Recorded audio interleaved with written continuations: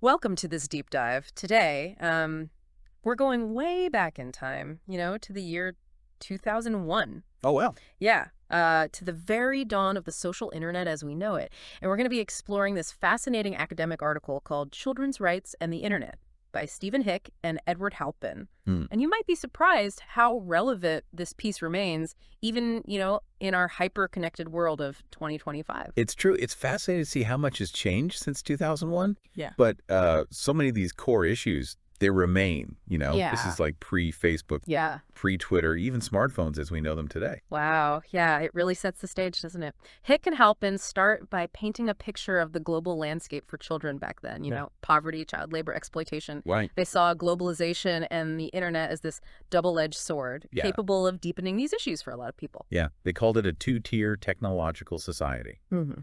And sadly, that prediction rings true even today. You think about the disparities in internet access in rural communities compared to urban centers, or the gap in digital literacy skills between generations. Yeah.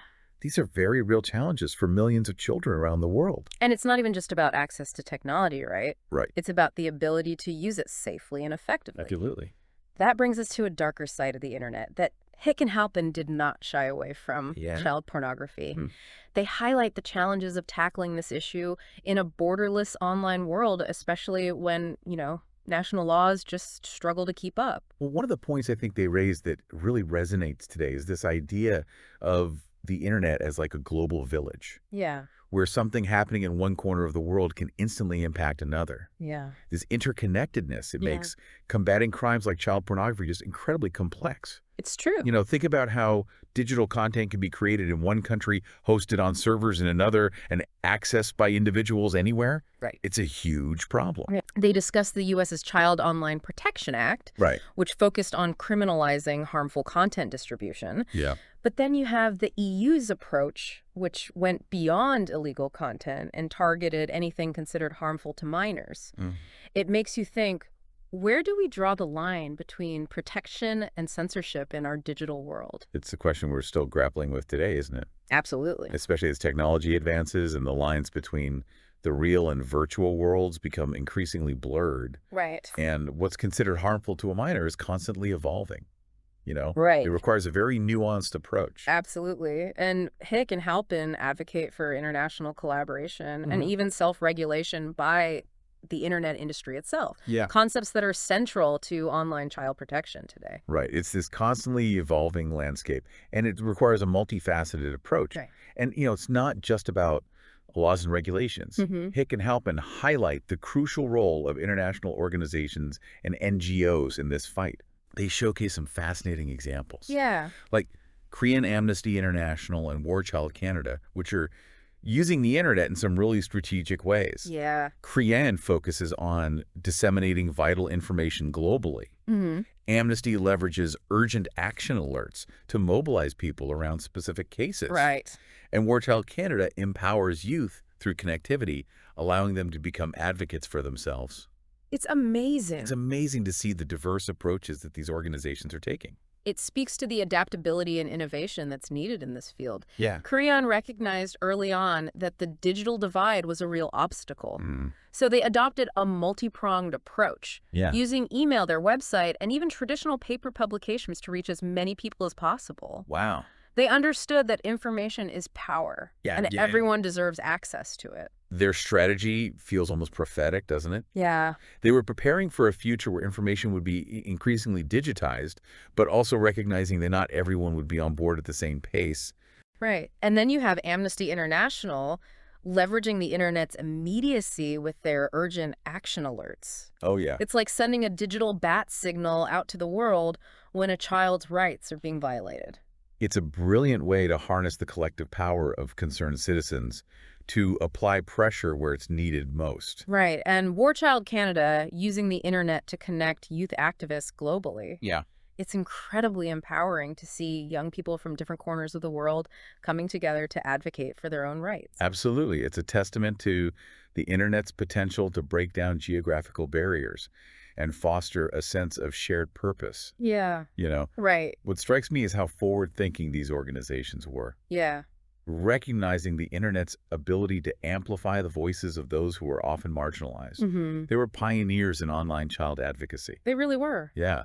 It's amazing how, even back in 2001, Hick and Halpin recognized the parallels between the internet and globalization. What do you mean? Well, they argued that both globalization and the internet, they had this power to connect and divide simultaneously, Oh, wow. like two sides of the same coin. Right. On one hand, they could foster this interconnectedness, breaking down barriers and, creating amazing opportunities for collaboration. Right. But on the other hand, they could exacerbate inequalities, Yeah. creating winners and losers in this new kind of global system. That's so true. Think about how easy it is to connect with people across continents today, Yes, accessing information from all over the world. exactly. But at the same time, we see this widening digital divide. Exactly. And that's where Hick and Halpin's concept of the two-tier technological society becomes so relevant. Mm-hmm. They were concerned that those who lack access to technology or the skills to use it effectively would be left behind. Yeah. And sadly, that prediction has become our reality in many ways. Yeah, we see it in the disparities in internet access between rural and urban areas, Right.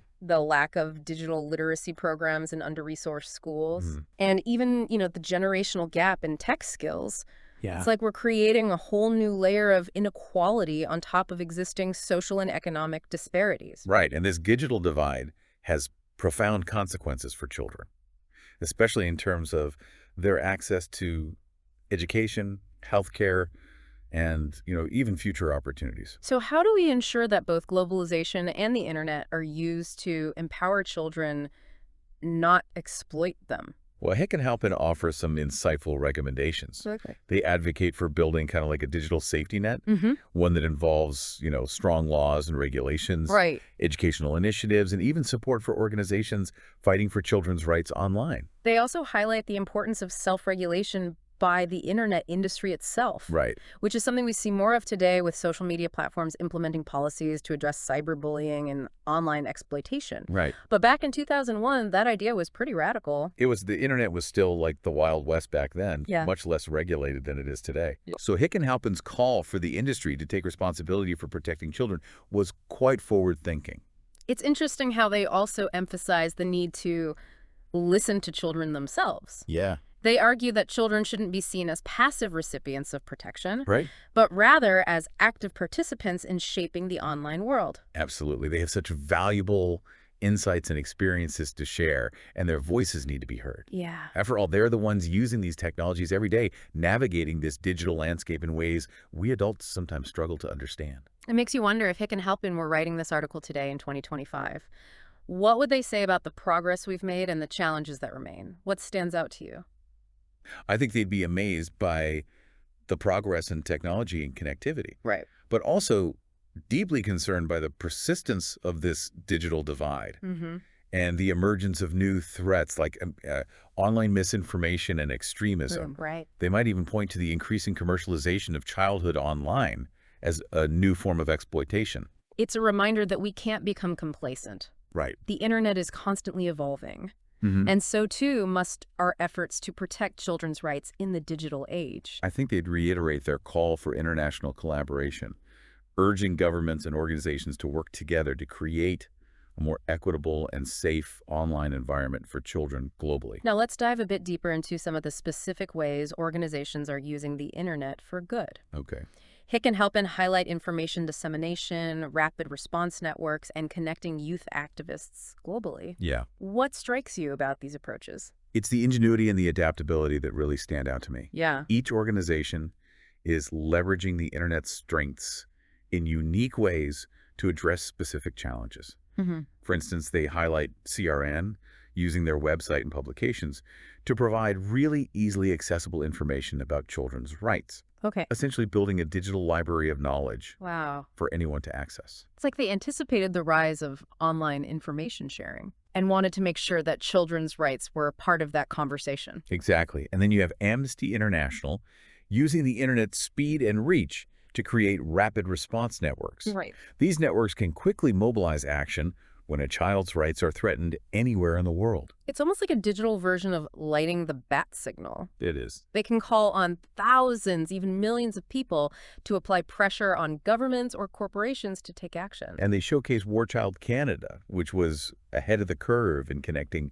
youth activists globally. Yeah. They understood the internet's power to break down geographical barriers and empower young people to connect, share their experiences, and advocate for their own rights. It's truly inspiring to see how these organizations are harnessing the internet's potential to create positive change and amplify the voices of those who often go unheard. It reinforces this idea that the internet is ultimately a tool. Yeah. And its impact, whether positive or negative, really depends on how we choose to use it. We have a responsibility to ensure it's a force for good in the lives of children.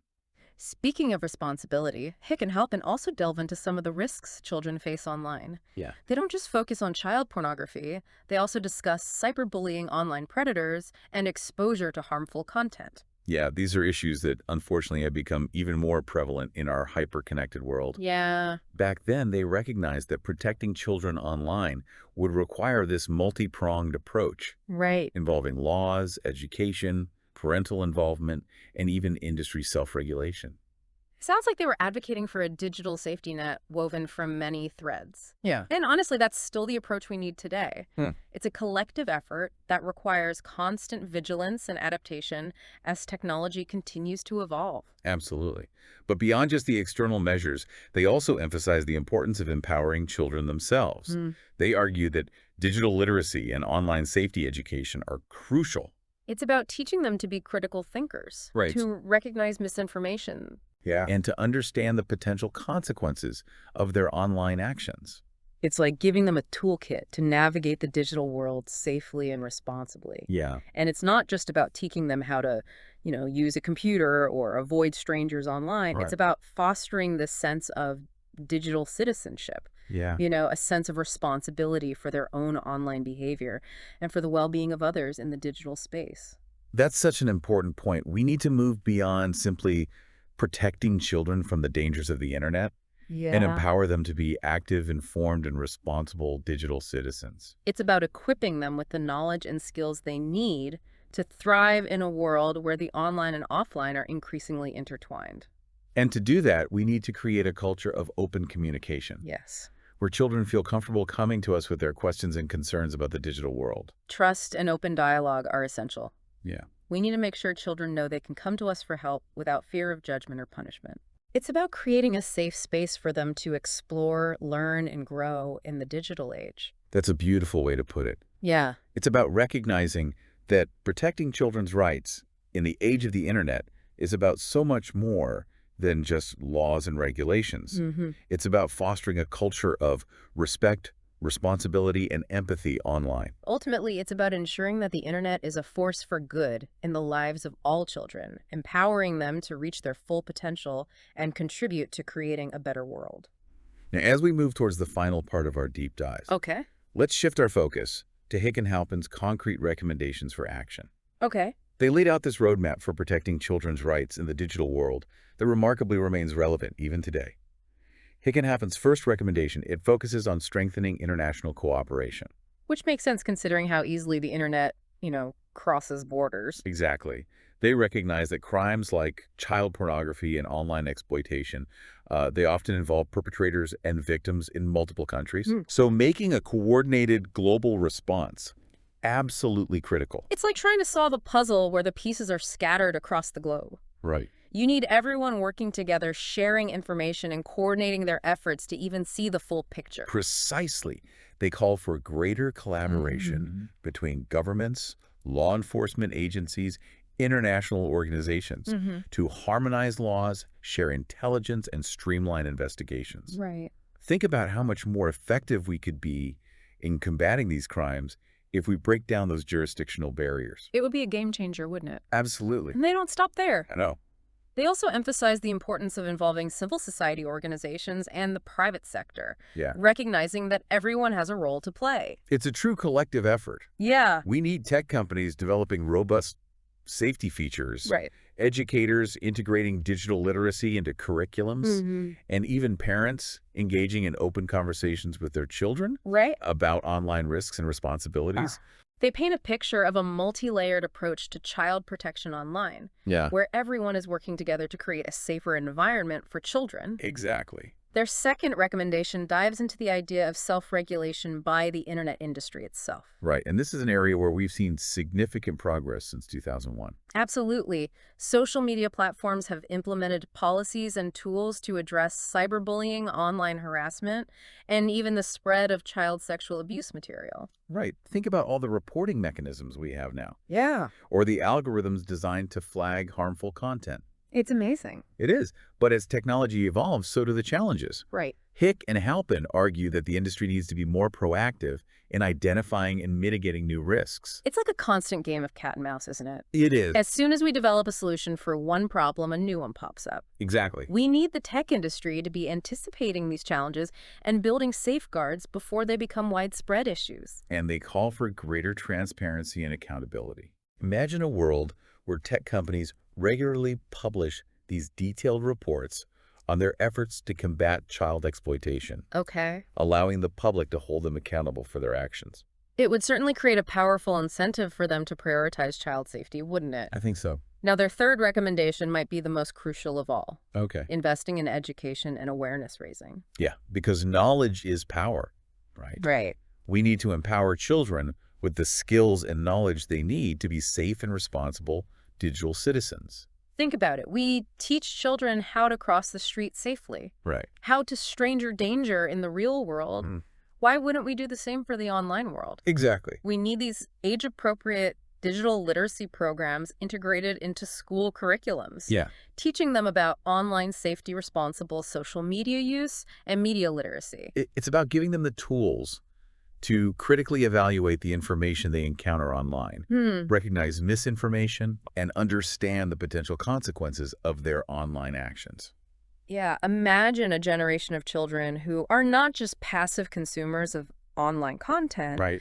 but active, informed, and critical thinkers. That's the goal. It is, and it's not just about the children themselves. Right? We need to educate parents and educators too, Yes. giving them the resources and support they need to guide children in this digital age. Absolutely. We need to break down that stigma surrounding these conversations. Yeah. And foster a culture of open dialogue where children feel comfortable coming to trusted adults with their questions and concerns. It's about building bridges of understanding between generations, Mm-hmm. recognizing that while the technology might be new, Yeah. the fundamental principles of safety and responsibility remain the same. Exactly. Now, Hick and Halpin's fourth recommendation is about research and data collection. Okay. This might seem a bit dry, Yeah. but it's incredibly important. It is. It's about understanding the scope of the problem. You know, we need to invest in research to accurately assess the nature and scale of online risks to children.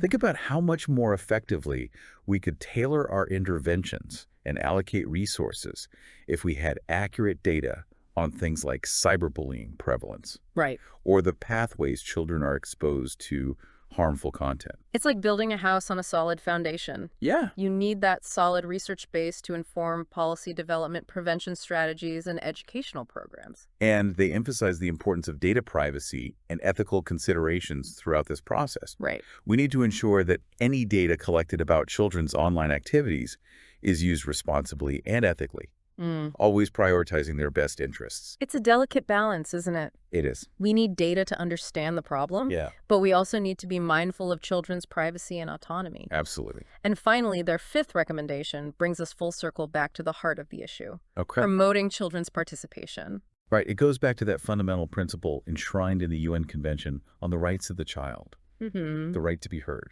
They argue that children shouldn't just be passive recipients of protection. Right. We need to create meaningful opportunities for them to share their views, experiences, and ideas about the digital world. Imagine a world where tech companies consult with youth advisory boards before rolling out new features, Okay. where children are actively involved in the design of educational programs about online safety, where their voices are heard in policy discussions about internet governance. It's about recognizing that they're not just future citizens of the digital world. Right. They're citizens right now. Exactly. And their insights and perspectives are invaluable. Absolutely. Mm. It's about empowering them to shape the digital world they inherit, ensuring it reflects their needs, Yeah. values, and aspirations. So looking back at Hick and Halpin's recommendations from 2001, it's incredible how relevant they remain in 2025. I know, it's amazing. They laid out this roadmap that, while needing some updates, to reflect our current technological landscape, Yeah. provides a solid framework for protecting children's rights in the digital age. It's a reminder that while the technology might change, Right. the fundamental principles of child protection remain constant. Hmm. We need to be adaptable, innovative, and collaborative in our approach, Yeah. always keeping children's best interests at the forefront. And as we wrap up this deep dive, I want to leave you, our listener, with a challenge. Okay. Hick and Halpin laid out a vision for a better digital future for children. Yes. What role will you play in making that vision a reality? Will you be an advocate for stronger child protection policies? Right. Will you educate yourself and others about online safety? Will you listen to the children in your life and amplify their voices? Yeah. Every action, no matter how small, contributes to building a safer and more equitable digital world for children.